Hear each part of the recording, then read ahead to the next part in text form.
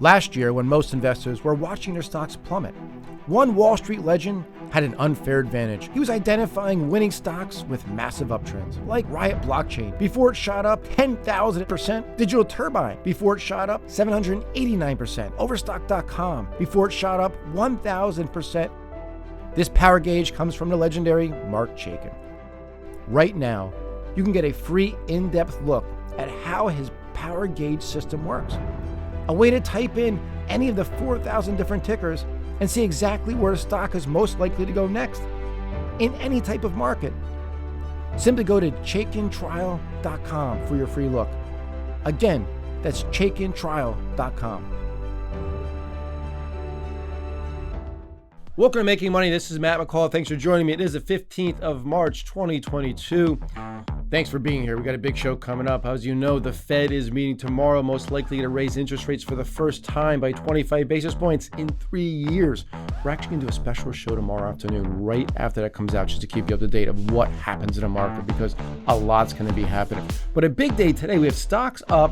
You know, maybe it's just a relief rally of all the bad news we've seen. We have oil down. We have gold down. We have Elon Musk recently tweeting about Bitcoin, what that means. We're going to talk about what I think the Fed's going to do. Of course, we're going to continue to talk about what's going on in Ukraine with Russia.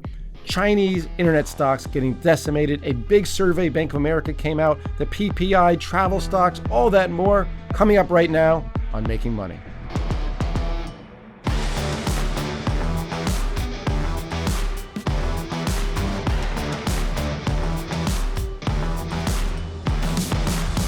It's the 15th of March, 2022. And as I mentioned, we have a big day tomorrow. We have the Fed meeting. It's a 2-day meeting, so it actually started today. But tomorrow at 2 p.m., we will see the announcement from the chairman, from Powell, and his cronies about what they're going to do with interest rates. The odds are pretty damn good that it's going to be a 25 basis point hike, which means it's going to be raised to 0.25%. And right now, it's zero. They call it a range of 0 to 0.25. So it's called zero. It's going to go up about 0.25%. And again, as I mentioned earlier, that will be the first rate hike that we've seen in 3 years. I think it's priced into the market personally. And if we were to take out all other outside factors, aka Ukraine and Russia, I think we'd see a bit of a relief rally on that news. Obviously, a lot of it's going to be going to be based off what Powell says, Fed Chairman Powell. If he is going to be really kind of tough and saying we're going to keep raising interest rates no matter what, it may spook the market a little bit. But if he leans more towards we're going to keep an eye on what's going on geopolitically, we're going to keep an eye on inflation number, I think we might see a relief rally that lasts a lot longer than most people think. So it's something I think we really need to keep an eye on tomorrow. As I mentioned, I think it's so important that we're going to do a bit of a special show. Tomorrow afternoon, as the rate hike comes out, or right after that, we're going to jump on here, do a show for you, and give you our reaction to what's going on in the market. And not just the market, as far as stocks, what's happening in gold, what's happening in interest rates, what's happening in oil, commodities, you name it. So we're going to do that tomorrow, so there's something we need to keep an eye on. But let's take a look here real quick at the S&P 500. And as you can see, we are up about 1.2% today, up about 50 points. So we're really close to this bottom down here. This, where we closed yesterday, was just a couple ticks above the closing low. This is intraday low, but just a couple of ticks above the closing low from the prior week. And that's the lowest close that we've had going all the way back to June of last year. So we're getting a bit of a relief rally here today. If I take a look at the NASDAQ, you see the rally in NASDAQ is even bigger, about 1.8% rally in NASDAQ near the high of the session. It's just about 11 o'clock here in East Coast time right now. But again, the NASDAQ closed at its lowest level going all the way back here to early March. So it closed at a 52-week low yesterday. So that's a big deal. But again, bouncing back here, we'll see if we have any follow through. But the wild card tomorrow will be the Fed decision. So I can't even flip a coin. I'd be wrong. I think the odds are less than 50% guessing what happens the rest of the week in the market, because we have no idea what the Fed is going to say exactly. And who knows, maybe they surprise us with 50 basis point cuts. Maybe they surprise us with nothing because they're so concerned about Ukraine. I think those are very unlikely scenarios. I think it stays at a 25 basis point hike, which most people are thinking. But I will tell you, though, anything can happen. When it comes to the markets, anything can happen right now. There's a lot of things that are moving around that from day to day. That's why we have the market pulling back, because there's such great uncertainty hanging over the markets. I want to talk about a survey that came out, which I find pretty fascinating. It's the Bank of America survey, and they take a look. The full name is Bank of America Fund Manager Survey. And this survey asks questions to professional investors, institutional investors. As a matter of fact, of the 341 panelists that they pose these questions to, they have about $1 trillion of assets under management. It means they're managing $1 trillion. So you can see they're moving along around a big amount of money. Well, what we've seen since the last time it came out last month is we saw a huge move to cash, big money going to cash. The biggest thing that I saw from this report, though, is the level of commodities, the amount that's invested in commodities, according to these 341 fund managers, 33%. It means a third of your portfolio is in commodities. That is the highest level ever. And for those of you that own a ton of commodities, congratulations, they've done very well over the last few months. I will tell you this, though, and I talked about this 1 week ago when I pulled up charts.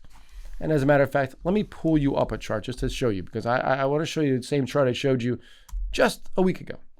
And this is a chart of USO, the United States Oil Fund. So it tracks the price of oil. You can see here, it peaked around $88. It's down to $69 at $68 earlier today. It's basically a $20 drop in less than 2 weeks. We've seen oil pull back from about $130 a barrel. It's down to 94 and change right now. And when it was up here, I showed you a couple of charts of commodities, commodity ETFs. And I remember saying, listen, you got to be careful. One of them was nickel. Remember we talked about nickel this day when it was up around 70? I said, you got to be crazy buying here. You have to, was such a bubble. If it wasn't nickel, which is something we get touched, it's an industrial metal. If it was Bitcoin or a meme stock or something else, everybody on CNBC and Fox Business and every Yahoo Finance, name it, would be screaming and yelling. Folks, they'd be screaming and yelling and saying, listen, this is a bubble. It's a bubble. Why didn't they say that about oil? Why didn't they say that about nickel? It's biased. It's biased against this stuff. It's complete BS. But I told you last week, this is bubble territory. And the fact now that this came out, and these questions were probably asked about a week ago, probably right at the high, that professional fund managers with about $1 trillion of assets under management that they're controlling had one third of their portfolio in commodities, tells you something. It tells you that they are sheep as well. You don't want to be the sheep. You want to be the wolf. And a wolf was not buying commodities a week ago, I'll tell you that. So one more chart I want to show you, because this is one that I love to hate, and people love to hate me because the way I feel. Here's GLD. This tracks the price of gold. You can see it's nearly about $195 a share, down to $178. It's taking a big hit as well. I'm not saying gold can't go higher in the near term, from next couple weeks, couple months. I don't know. I do not like gold long term. I still don't like it. And if I zoom out a little bit, you're gonna see why. It's the same level it was, and we've had such inflation in this time. This is when inflation has been rampant, and it's at the same damn level. Folks, for some reason, gold bugs, it's like talking politics these days. Like, you can't be in the middle, or you can't have an opinion. If you are, you're bad, because your opinion is not the same as mine. That's how people are with gold. I hate gold. I admit I've been wrong the last couple of months. I'll admit it. But it doesn't mean I don't like you. And if you like gold, it doesn't mean you don't have to like me. You could still like me as well. We just disagree. If we were all on the same page, we'd be the sheep folks. If we were all on the same page, there would be no market. For every buyer, there's a seller. For every seller, there's a buyer. That's what makes the market. Without the differentiating opinions, we don't have a market. Come on, folks. It's okay to not agree. Another big thing that came out of the report was that obviously last month when they did a survey, February's reading, this is from March, obviously, February's reading, it came out that obviously the biggest concern was inflation. Suddenly inflation's not that much of a concern, and now it's stagflation. And that number increased more than doubled, up to 30% of people, of the managers that were surveyed are concerned about stagflation. You may have heard this term a lot, and it's not a good term. Inflation we can deal with. We don't want stagflation. Stagflation is when we have low growth and high inflation, meaning prices are going up, but we have low growth. So we don't want that. I think we're going to be okay with that. I'm reading a great book right now, and I can't think of the name. I just read it. I just was on a plane, and I'm going to talk about being on a plane in a minute. I was just on a plane, and I read about half the book, but the subtitle of this book, I think it's called The Price of Tomorrow. The subtitle in the book talks about deflation. And I got to tell you, I'm sold on deflation the next couple of years. And I'm going to talk about that more in the next couple of shows. But the gist is that all the technologies that we have are leading to deflation. Prices will eventually come down. We'll have spikes like this from time to time. And I think we're very close to the top in inflation, especially if some type of resolution comes out of Ukraine anytime soon. We'll see these prices. We've already seen, obviously, oil come way down, gold come way down, nickel come way down, copper come down. We've seen a lot of them come down already. So what else came out of this? At the same time as stagflation, the expectations for global growth is at the lowest level since September 2008. Do you know what happened back then? That's a Lehman Brothers collapse. So it shows you the mentality of how scared people are, folks. It's crazy to me. And obviously the big concern going forward is a war. So that's one that people are concerned about. The respondents are expecting about 5 interest rate hikes this year from the Fed, which is, I probably agree with that. That's one thing I agree with them. But I said the tail risk, that means the risk that can hurt the markets. 44% listed the war as the biggest threat. Global recession was 21%, inflation down to 18%. You can see that's really falling. And we've seen a big move, a 10-year high move from money moving from small caps to large caps. Again, it makes me like small caps here when I see them doing that. Money also shifted from Europe into the U.S. I love the U.S., but I also think there's a lot of great opportunities in Europe right now. But due to the proximity to Ukraine, you've seen a lot of money come out of there. What else did we see? We saw the cash levels jump to 5.9% of portfolios.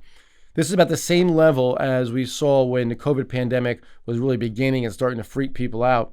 And it's actually higher than a 5.3% we saw during the European debt crisis. Remember that in 2011, 2012? So we saw that, the euro was going to fall apart, European Union, the euro was no longer going to be a currency.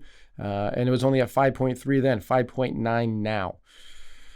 So again, folks, a lot of these numbers are really, really ugly. And boy, I am a contrarian, and it doesn't always work, but in the grand scheme of things over time, I've been in this business for over 20 years because I've been a contrarian the majority of the time, and it tends to work. And so there's no reason to change my thoughts now.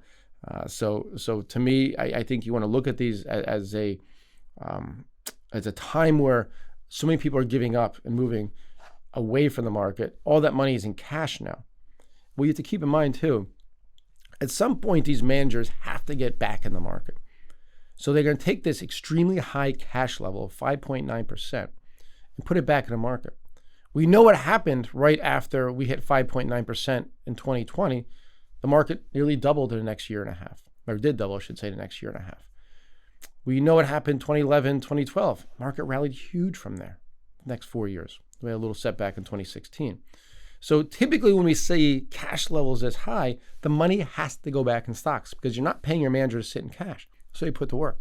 The other thing I think that people aren't considering is the 33% in commodities will not stay in commodities. I bet at least half of that goes back into the equities. So you have that going in, plus the cash level that's super high. That means there's a lot of money on the quote unquote sidelines that really could be set to go into equities in the stock market over the next year or so, which, my good buddy Steve Sugarud talks about a melt-up. That's how melt-ups begin, when you have tons of cash ready to go in the market, into stocks. And that's what we're seeing a potential for right now, folks. And again, I don't know if it happens tomorrow or next week or next month. I don't know that. I don't time the market from week to week. I try to buy sweet spots. And right now, I think we're in a very, very nice sweet spot. So I wouldn't get too freaked out right here. I know you're freaking out, trust me. I talk to people every day. Speaking of freaking out, let's take a look at a ETF that has just been absolutely freaking demolished. And this is the Crane Shares China Internet ETF. Take a look at this, folks. This is KWEB, KWEB. This thing has gotten crushed. It was over $100 a share last February, and today we hit a low of $20.80. So we're down about 80 darn percent in an ETF, 80% in an ETF.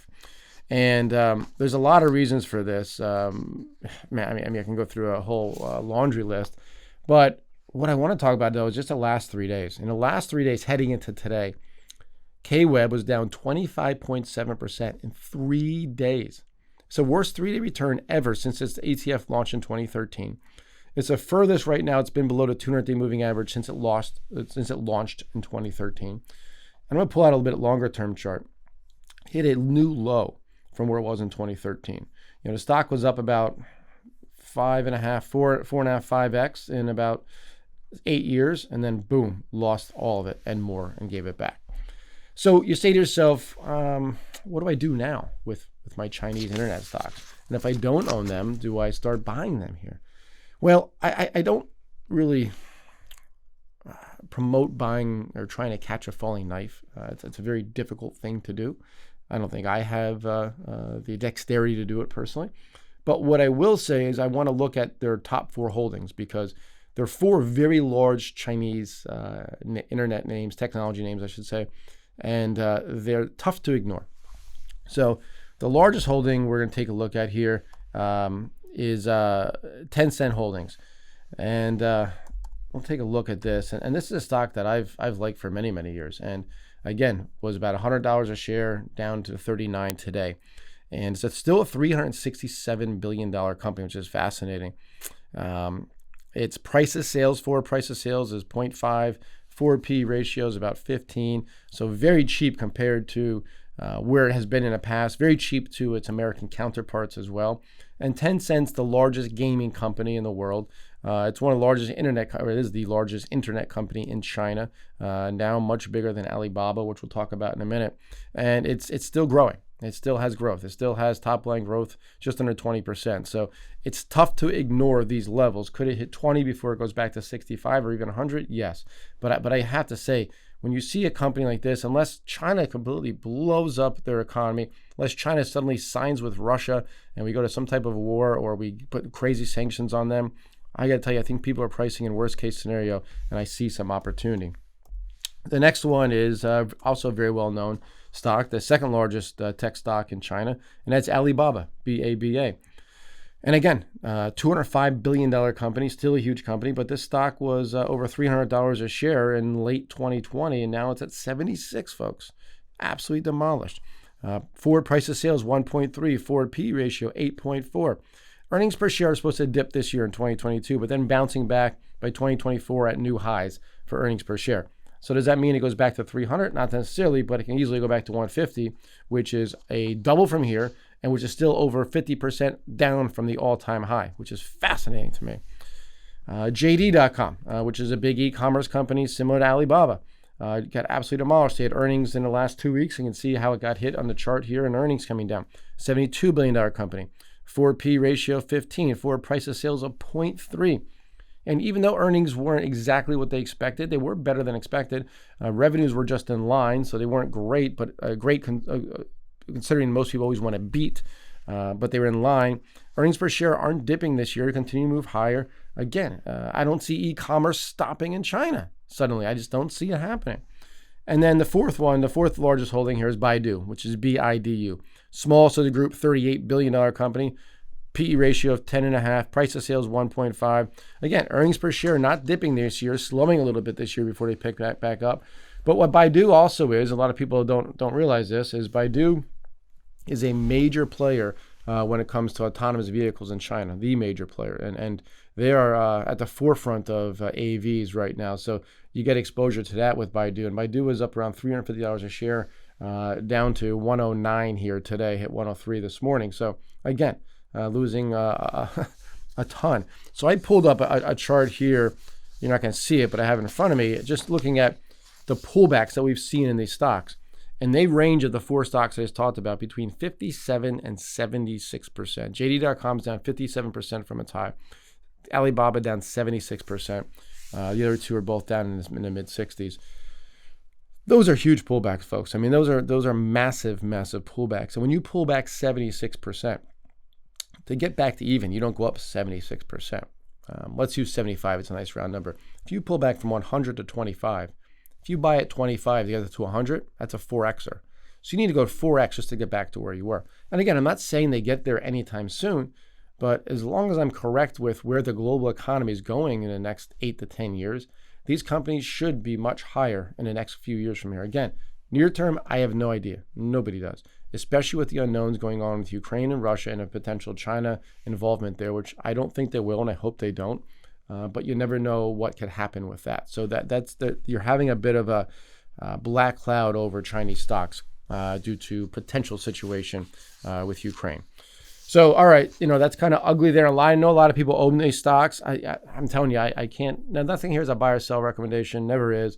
But I wouldn't sell here, I'll tell you that. And something else I wouldn't sell is Bitcoin. And I always have to look on my phone for Bitcoin price. It's always the easiest way to find it. But Elon Musk came out last couple of days, and he was tweeting about Bitcoin. And what he said, he's talked about inflation. He had a bunch of tweets in a row. Talked about inflation. Then he talked about saying that he holds Bitcoin, Ethereum, and Dogecoin, and he's not selling any of them, is what he says. He's not planning on selling. Bitcoin's right around 39,100. So it's actually holding up okay. We had a bit of a spike last week on the CPI number, and then we pulled back immediately, spiked up to around 42,600, pulled back down to 37.5, kind of middle of that range right now, around, like I mentioned, about 39,000 right here. Going sideways, I still own it. I have not sold any of my Bitcoin. I don't plan on it, and I haven't bought any more recently, but maybe I will. I don't know. I see a lot of opportunity in stocks right now too, so you only have so much money to go around. So I might do that. So two other things I want to talk about, and one's fascinating. This is AMC, the movie theater, which was one of the leaders with GameStop of the meme stocks. And in that time frame, AMC last January was around $2 a share, and actually fell below $2 a share at one point, and then it rallied up above 70. Now, here, I'll show you on chart real quick. You can see here it's less than $2 a share heading in 2021, above 70, and now it's down to 13.87. Well, they made an announcement, which I was on a plane this morning and I saw it when I got off, that they're expanding their business, but they're expanding their business into something that I never thought I'd see, and it tells me a lot of things. That they're buying 22% of Highcroft Mining.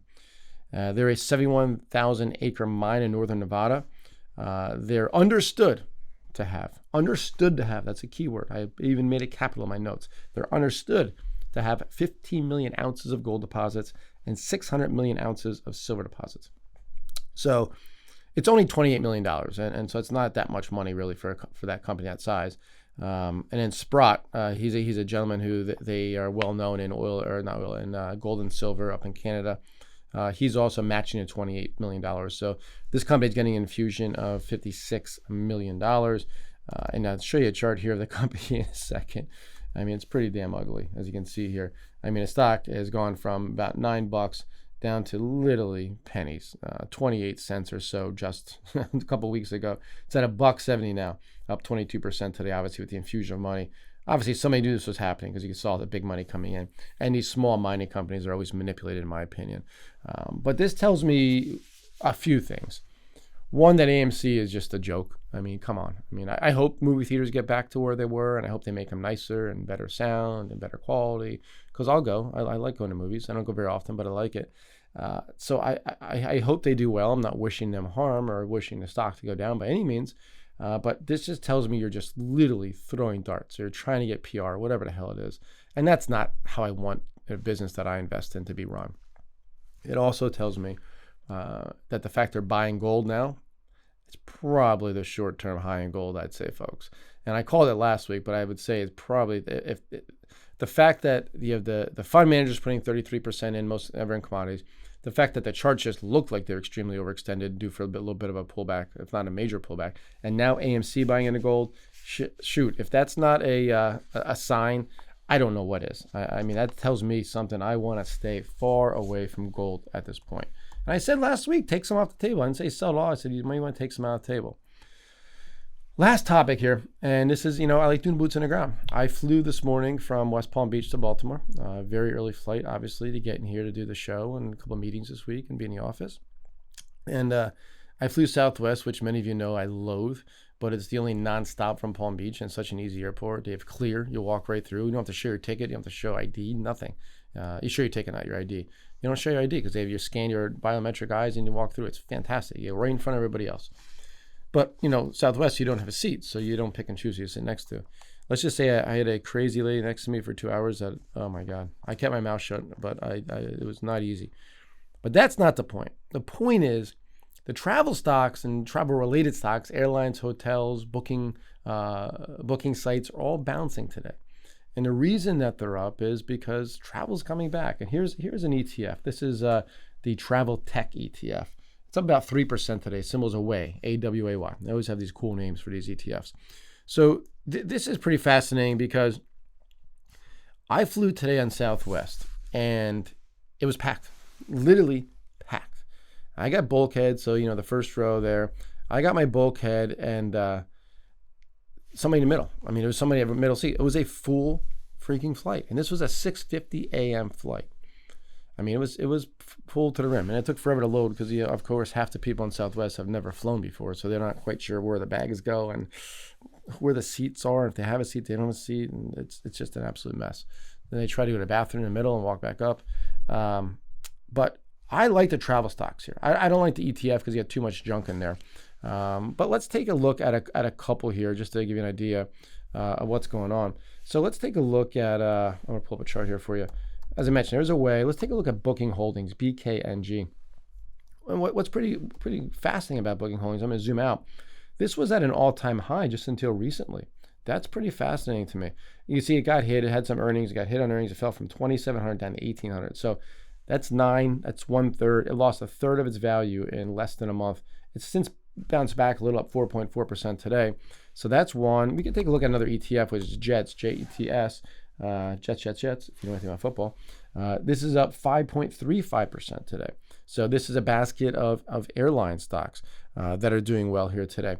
Let's take a look at Airbnb, which is kind of the new way of looking at hotels and travel. I'm not a big Airbnb fan personally, but up 3.1% here today. What about Marriott, the old school way of looking at it? Up 2.6. And this is not a bad chart. It pulled back with everything else, but not that much. It held the 200-day moving average back above the 50-day moving average. Let me show you a long-term chart here. Again, just off an all-time high. So a lot of these travel companies are actually holding up very nicely right here. So I like what I'm seeing with the travel stocks, airlines, obviously the hotels, some of the booking sites. The one wild card with airlines, though, one of their biggest expenses, along with overhead salaries and pensions, is obviously fuel. So if fuel price is so high, that could hurt them. Though we had a couple airlines come out this morning and had some really good outlook for their numbers. So maybe the upside of higher travel and higher prices for tickets offsetting that rise in fuel. So that's pretty important to keep an eye on. But again, travel stocks, I think you take away this Ukraine situation, if that gets better. COVID's been non-existent recently. I did read this morning that there's a strain of Omicron that's starting to spread. I'm not worried about it. They're starting to look for headlines. So when Ukraine settles down, they need headlines. So they'll probably go back to COVID at first. I don't think people are going to buy it anymore, but they'll probably go back to some type of COVID headline, I'd assume. But folks, overall, things look pretty damn good. I'll be honest with you. And you're probably laughing and thinking, boy, this guy is an ass, because you think, how can things be good when you consider what's going on in Ukraine and Russia? Folks, that's horrific.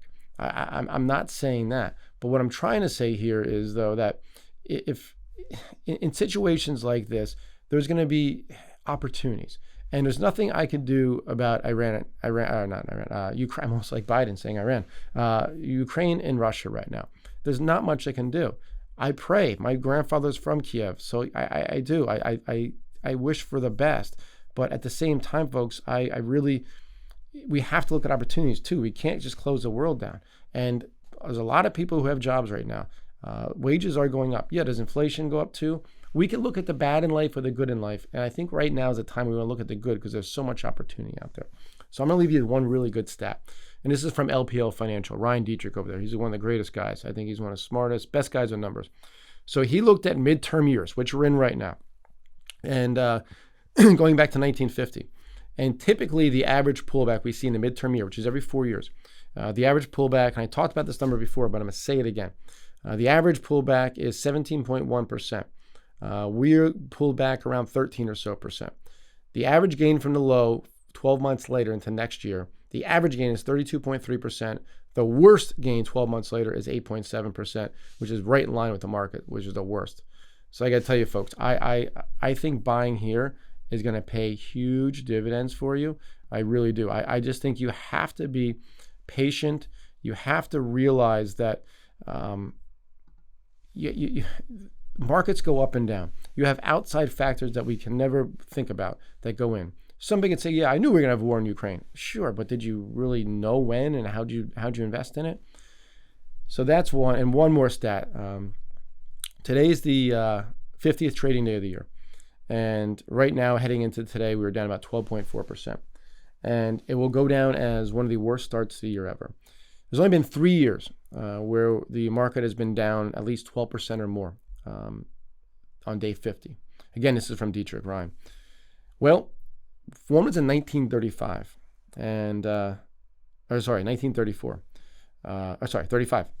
The rest of the year was up 66%. You're going to say, well, that's right on the Great Depression stuff. Okay, let's throw it out the window. 2009 was the next one. The rest of the year was up 48%. The next one was 2020. The rest of the year is up 39%. So again, these are just numbers. It's just stats. It's just history. But I'm a numbers geek. I'm pretty good at them. And history repeats itself. Not because we're in the same situation. It's a very different situation than it was in 2020 with the pandemic. A very different situation in 2009, which was post-Lehman, post-Bear Stearns. Very different back in 1935, post-Depression. But psychology doesn't change. And stocks are driven by psychology. We are still humans. Our brains are not any different. And that is why I believe we have a huge rally. At some point when we bottom this year, I don't know when it is, but into next year, we're going to have one of the greatest 12-month rallies we've seen in a very long time. So be ready for that. If you're in cash, you can still wait. You can catch it on the way up. I'm not saying catch a falling knife, but just be ready. That's all I'm saying. All right, folks, thank you so much. We'll be a special show here for you tomorrow, Wednesday, just after the Fed comes out with its decision. I believe 25 basis points. I believe the market will probably be crazy volatile after it. I have no idea which way it goes, but we'll be here to cover that, and we'll bring you up to speed on everything that goes on. But thank you so much for watching. Nice to be back in the studio, and thank Greg there behind the glass, who's been the best, making everything look good. So thank you very much, folks. I'm Matt McCall, and that was Making Money.